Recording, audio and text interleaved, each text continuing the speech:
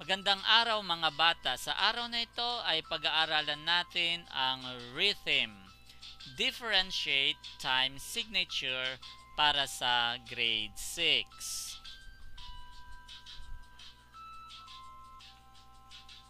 Narito ang staff para sa ating time signatures. Ito ay ang 2-4 time signature. Ano ang ibig sabihin ng 2 sa itaas at ang 4 sa ibaba? Ang 2 ay ang number of beats in a measure. Ito ay isang measure. At ito rin ay isang measure. Mayroon tayong dalawang measure sa staff na ito. Ang 4 ay ang note that receives 1 beat. Ang nota na tatanggap ng isang beat. Ang 4 ay katumbas ng isang quarter note na tatanggap ng isang beat, or quarter note receives 1 beat. Kaya ilang quarter notes ang kailangan natin para sa 2-4 time signature? Tayo ay nangangailangan ng dalawang quarter notes. Ang isang quarter note ay isang beat, at pag dinagdagan pa natin ng isa ay magkakaroon na tayo ng 2 beats. Ito naman ang 3-4 time signature.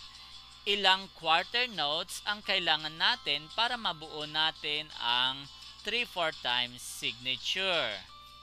Kailangan natin ay 3 beat. Kaya nangangailangan tayo ng isa, dalawa, tatlo. Tatlong quarter notes para sa ating 3-4 time signature.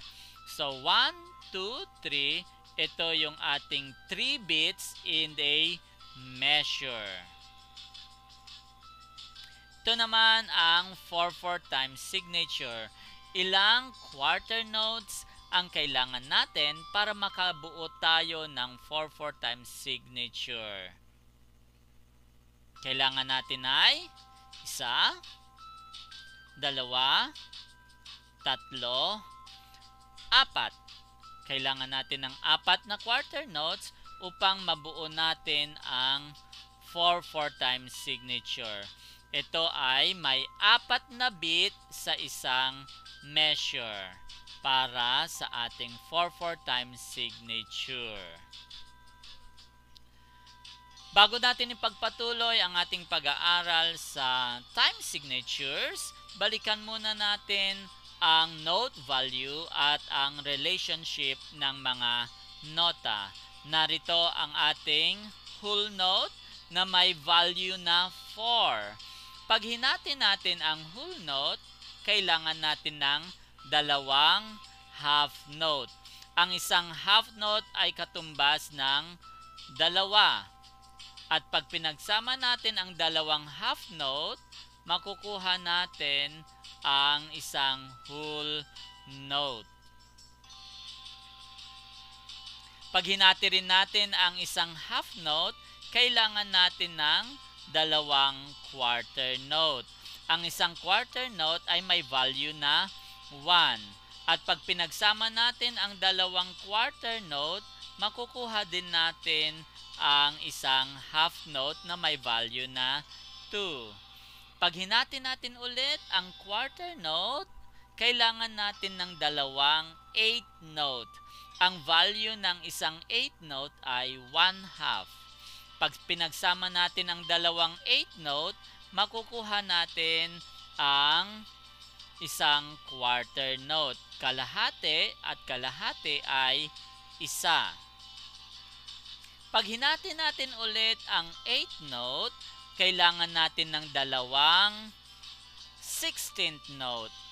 Ang 16th note ay may value na 1/4. Pag pinagsama natin ang dalawang 16th note, ito ay magiging isang 8th note.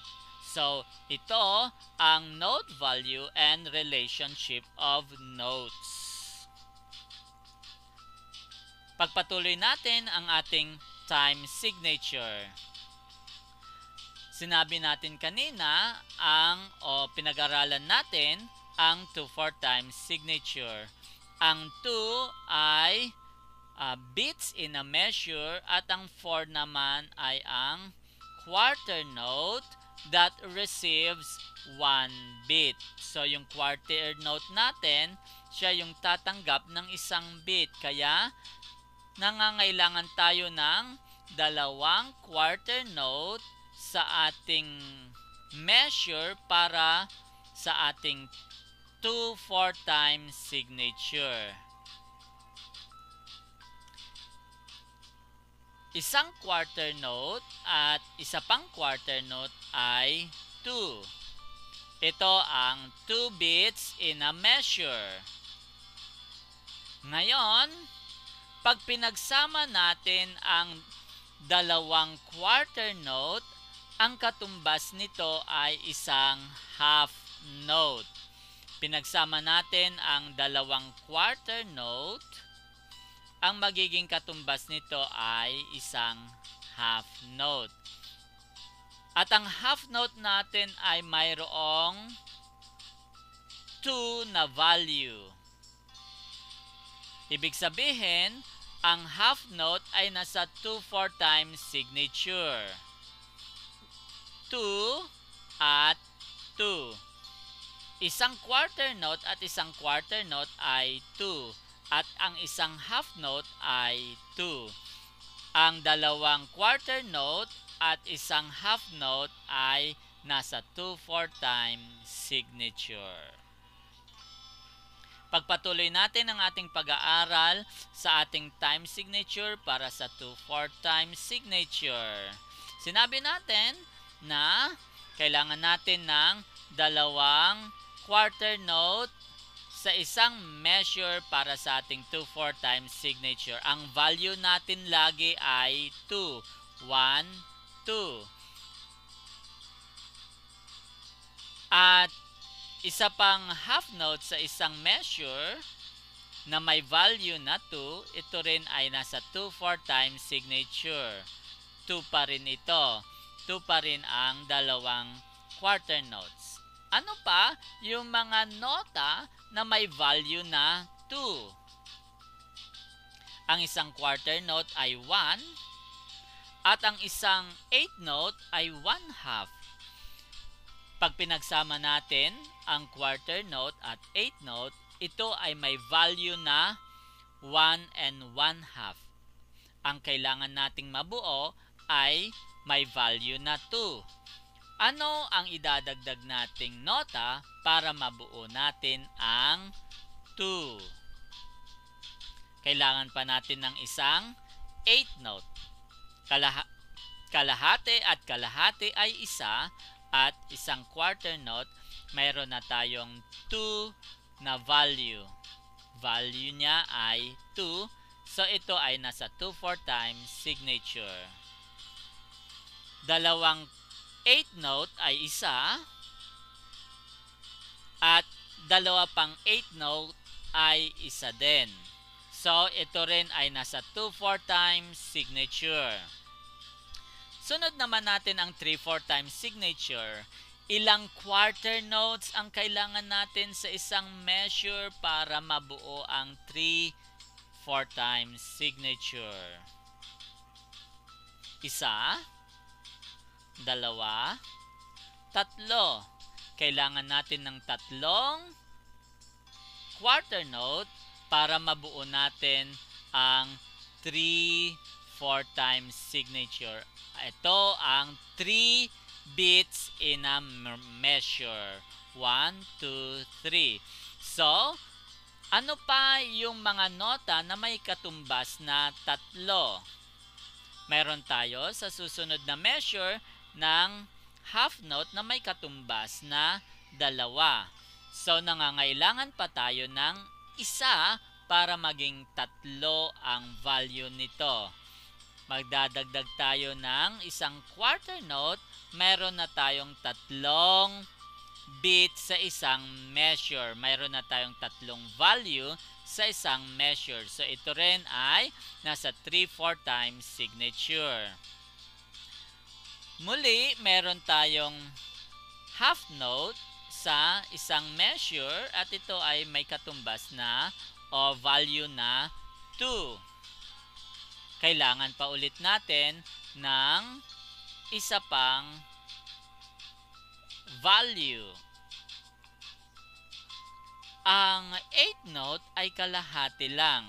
Pag pinagsama natin ang 2 at kalahati, ito ay 2.5. So, hindi pa natin nakukuha yung 3 bits in a measure. Kaya magdadagdag pa tayo ng isa pang 8th note upang mabuo ang ating 3 bits in a measure. 2 and 1 equals 3. Susunod, meron tayong quarter note at isa pang quarter note. So ito ay dalawa ang tumbas na value. Kaya nangangailangan pa ulit tayo ng isa. Dadagdagan natin ito ng dalawang 8th note para makuha natin yung 3 bits in a measure. Kaya kung titingnan natin, bawat measure natin ay may tatlong bit. 1, 2, 3. Isa pa, 2 plus 1 is 3. Mayroon ding tatlong bit. 2 at saka dalawang kalahati ay 1. So 3 bits din ito. 1 at saka 1 ay 2. Pag pinagsama ang dalawang kalahati ay magiging 1. So that is 3 bits in a measure. Ganon din sa ating 4/4 times signature. Ilang quarter notes ang kailangan natin para mabuo ang ating 4/4 times signature? Ang kailangan natin ay 1, 2, 3, 4. Kailangan natin ng 4 na quarter notes para sa ating 4 bits in the measure. Dagdagan pa natin ang ating mga time signatures na may 4 bits din. Ang kalahati or half note ay 2 ang value nito.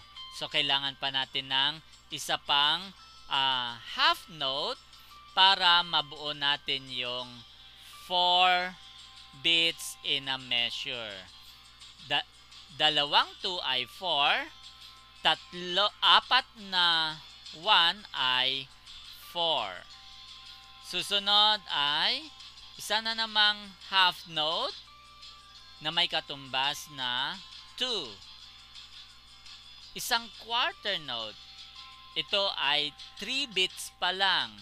Kailangan pa natin ng isang bit para mabuo natin ang 4/4 times signature.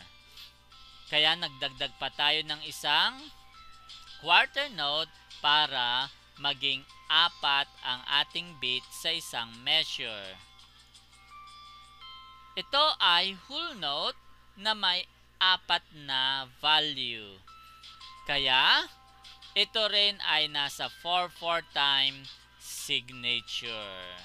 So ito ang 2/4 times signature, 3/4 times signature at 4/4 times signature. Maraming salamat sa inyong pakikinig. Paalam!